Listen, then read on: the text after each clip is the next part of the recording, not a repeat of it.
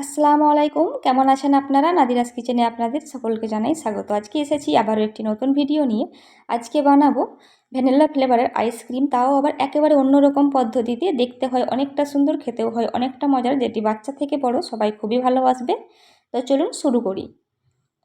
গ্যাসের উপরে একটি সসপ্যান বসিয়ে দিয়েছি। সসপ্যানের মধ্যে দিয়ে দিচ্ছি 1 কাপ জল। জলটি গরম হয়ে এলে দিয়ে দেবো 1 টেবিল চামচ চিনি। জলটি ফুটে এলে দিয়ে দিচ্ছি 1 টেবিল চামচ জিলেটিন পাউডার। অবশ্যই গ্যাসের ফ্লেমটা লো করে জিলেটিন পাউডারটা দিতে হবে। দিয়ে খুব ভালোভাবে মিশিয়ে নেব। তারপর একটি পাত্র নিয়েছি, দিয়ে এর মধ্যে জেলিটা সেট করে নিচ্ছি।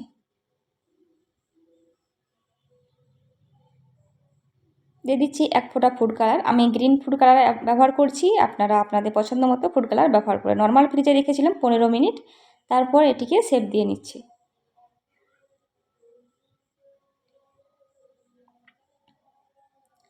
গ্যাসের ওপর একটি কড়াই বসিয়ে দিয়েছি। কড়াইয়ের মধ্যে দিয়ে দিচ্ছি ফুল ক্রিম লিকুইড দুধ 1 লিটার। অবশ্যই ফুল ক্রিম দুধটাই ব্যবহার করতে হবে।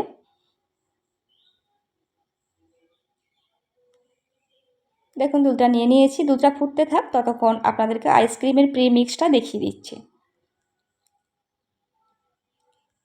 এখানে আমি একটি আইসক্রিমের প্রিমিক্স ব্যবহার করছি ভ্যানিলা ফ্লেভারের।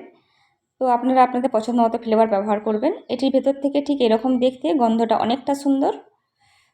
250 গ্রাম আছে এখানে, আর দাম লেখা আছে 238 টাকা, কিন্তু 200 টাকা নিয়েছেন। এইবার দুধটি ফুটে উঠলে অল্প অল্প করে আইসক্রিম প্রিমিক্স দিতে থাকবো আর নাড়তে থাকবো। অবশ্যই গ্যাসের ফ্লেমটা লো করবেন। দেখুন সম্পূর্ণটা আমি দিয়ে দিয়েছি।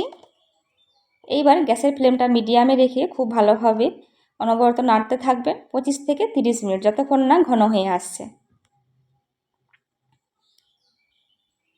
যখন দেখবেন 3 ভাগের 1 ভাগ হয়ে আসছে, তখন আপনি গ্যাসের ফ্লেমটি অফ করে দেবেন।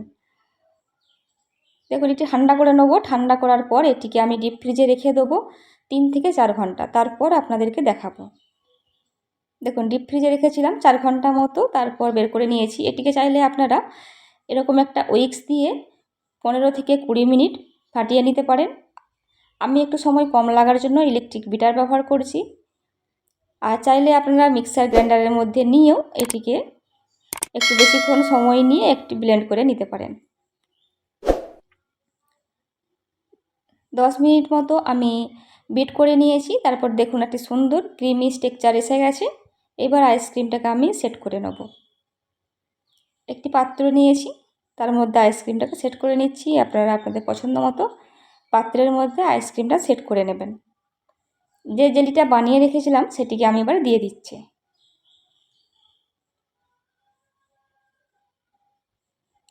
ওপর থেকেও কিছুটা জেলি ছড়িয়ে দিচ্ছি।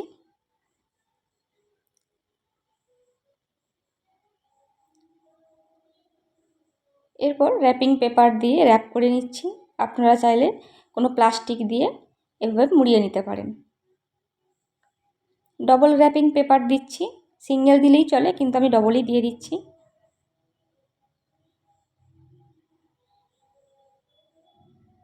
দিয়ে এটিকে 12 ঘন্টার জন্য ডিপ ফ্রিজে রাখতে হবে। 12 ঘন্টা পর আপনাদেরকে দেখাচ্ছি। দেখুন 12 ঘন্টা পর দেখুন কতটা সুন্দরভাবে আইসক্রিমটি জমে গিয়েছে, আর দেখতে হয়েছে অনেকটা সুন্দর। এবার আরও একটু সুন্দর লাগার জন্য ওপর থেকে কিছুটা চেরিকে কুচি করে নিয়েছি, দিয়ে ছড়িয়ে দিচ্ছি। দেখুন কতটা সুন্দর লাগছে দেখতে। এবার আমি এটিকে কেটে নেব। আপনারা আপনাদের পছন্দ মতো শেপ দিয়ে নেবেন। আমি স্কুপার দিয়ে কেটে নিচ্ছি।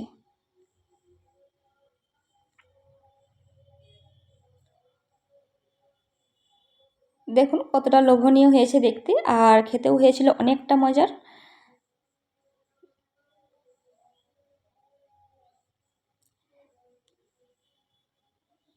দেখুন দেখুন কেমন হয়েছে আইসক্রিমটি। যদি আমার রেসিপি আপনাদের ভালো লেগে থাকে অবশ্যই একটি লাইক দেবেন।